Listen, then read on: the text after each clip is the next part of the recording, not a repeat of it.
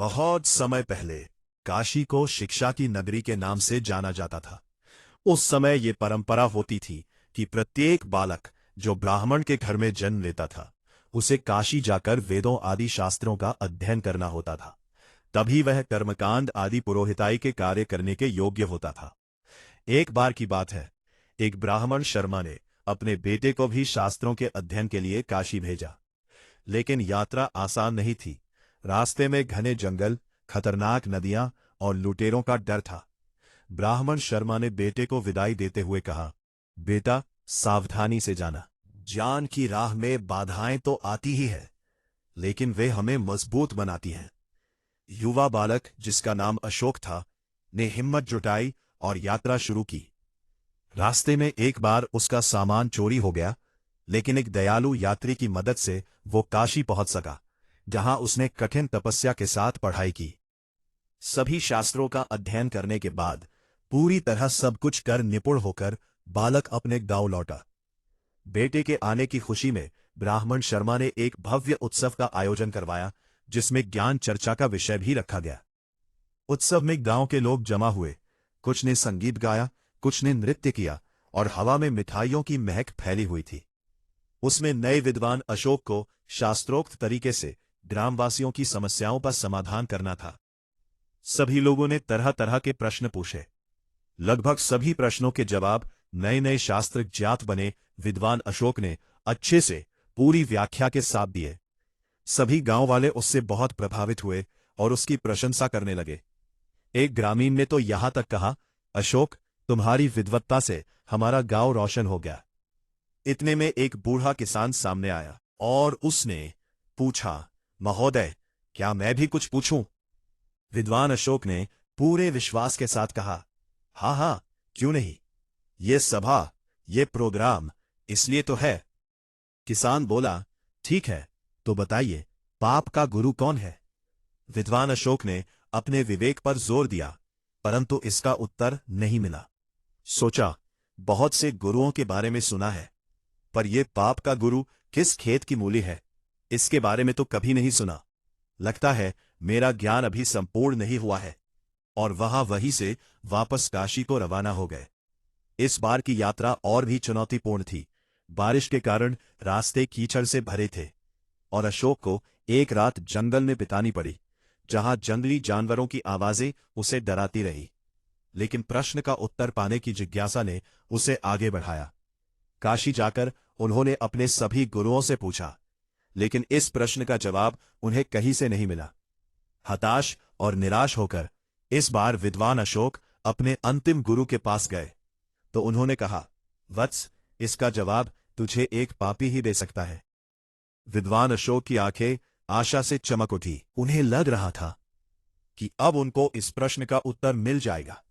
उन्होंने तुरंत पूछा, ऐसा पापी कौन है और कहां मिलेगा? गुरुदेव बोले, मैं तो किसी पापी को नहीं जानता, लेकिन एक वैश्या है, वो तुम्हारे इस प्रश्न का जवाब दे सकती है। विद्वान अशोक बिना कोई देर किए वैश्या के घर की ओर रवाना हुए। रास्ते में उन्होंने सोचा कि कैसे एक वैश्या इतने गहन प्रश्न का उत्तर दे सकती है, लेकिन गुरु की बात पर विश्वास रखा। विद्वान अशोक को आता देख वैश्या ने स्वागत में ताना कसते हुए कहा, ज्ञान के साधक, आज अज्ञान की सेवा में कैसे? विद्वान अशोक ने स्वाभिमान पूर्वक कहा, हे देवी, मुझे आपसे केवल अपने एक प्रश्न का उत्तर चाहिए और उसका उत्तर केवल तुम ही दे सकती हो, इसलिए तुम्हारे पास आना पड़ा। मुस्कुराते हुए वैश्या बोली, पूछिए महाशय, ऐसा कौन सा प्रश्न है जिसका जवाब केवल मैं ही दे सकती हूं? विद्वान अशोक बोले, मैं जानना चाहता हूं कि पाप का गुरु कौन है। वैश्या ठहाका लगाकर हंसी और फिर गंभीर होकर बोली, महाशय, इसके लिए आपको कुछ दिन यहां रहना पड़ेगा। अब विद्वान अशोक इस प्रश्न के उत्तर में पहले ही काफी भटक चुके थे, इसलिए उन्होंने वैश्या की बात मानकर वहां रहना स्वीकार कर लिया। लेकिन विद्वान अशोक बोले, हे देवी, मैं यहां रह तो लूंगा, लेकिन खाना पानी अपने खुद के हाथ का बनाया हुआ ही लूंगा। वैश्या बोली, जी अवश्य। इस तरह 4 दिन बीत गए। प्रतिदिन विद्वान अशोक खाना बनाते और अपनी पेट पूजा करते थे। इन दिनों में वैश्या के घर में आने जाने वाले ग्राहकों की आवाजें सुनकर अशोक असहज महसूस करते, लेकिन उन्होंने अपनी जिज्ञासा पर ध्यान केंद्रित रखा। एक शाम जब वैश्या नृत्य कर रही थी, अशोक ने चुपके से देखा और सोचा कि जीवन की सच्चाई कितनी जटिल है। आखिर परेशान होकर विद्वान अशोक ने वैश्या से पूछ ही लिया, हे देवी, मुझे मेरे प्रश्न का जवाब कब मिलेगा? वैश्या बोली, थोड़ा धैर्य धारण कीजिए महोदय, बस एक दिन की और बात है। उसी दिन विद्वान अशोक का खाने पीने का सामान भी खत्म हो गया। वैश्या का ठिकाना गांव से काफी दूर था।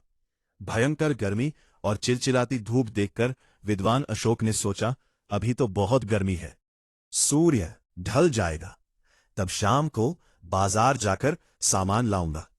और भूखे पेट ही काम में लग गए। सुबह से भूखे विद्वान अशोक अपनी पोथियों के पन्ने पलट रहे थे। तभी अचानक वैश्या का आगमन हुआ। वैश्या बोली, विद्वान जी, आप अकेले खाना बनाते हैं, कितने परेशान हो जाते हैं। एक काम कीजिए, कल से नहा धोकर आपके लिए खाना मैं ही बना दिया करूंगी। इससे मुझे भी आपकी सेवा का कुछ पुण्य मिल जाएगा और भोजन के साथ दक्षिणा में मैं आपको एक सोने की मोहर दूंगी। पहले तो विद्वान अशोक ने आनाकानी की, किंतु मुफ्त का खाना और साथ में सोने की मोहर का विचार कर वैश्या का प्रस्ताव मान लिया। उसी दिन शाम को वैश्या ने तरह तरह के पकवान बनाए, स्वादिष्ट दाल, नरम रोटियां, मीठी खीर, और उसकी सेवा में उपस्थित हुई। भोजन का थान विद्वान अशोक के सामने परोसा गया, लेकिन जैसे ही विद्वान अशोक ने खाने के लिए अपना हाथ आगे बढ़ाया, वैश्या ने थाल पीछे खींच लिया। वैश्या के इस व्यवहार से विद्वान अशोक क्रोधित हो गए और तिल मिलाकर बोले, यह क्या मजाक है? वैश्या ने विनम्रतापूर्वक कहा, श्रीमान, यही आपके प्रश्न का उत्तर है। विद्वान अशोक, मैं कुछ समझा नहीं। वैश्या ने समझाते हुए कहा, महाशय, क्या केवल स्नान कर लेने मात्र से कोई पवित्र हो जाता है? क्या मेरी अपवित्रता केवल इतनी ही है जो केवल स्नान करके मिटाई जा सकती है? लेकिन मुफ्त के भोजन और स्वर्ण मुद्राओं के लोभ में आप अपने वर्षों के नियम को क्षण भर में नष्ट करने के लिए तैयार हो गए। ये लालच ही पाप का गुरु है श्रीमान। विद्वान अशोक को अपना जवाब मिल चुका था। निष्कर्ष, ये लोभ ही है जो हमारी पवित्रता को नष्ट करता है। अब वो किसी भी रूप में हो सकता है, धन, दौलत, चाहना, आदि आदि। कहा गया है, ये लोभ कोई छोटी चीज नहीं बल्कि काल का पुत्र है। इसलिए इससे जो बच गया वो पार उतर गया।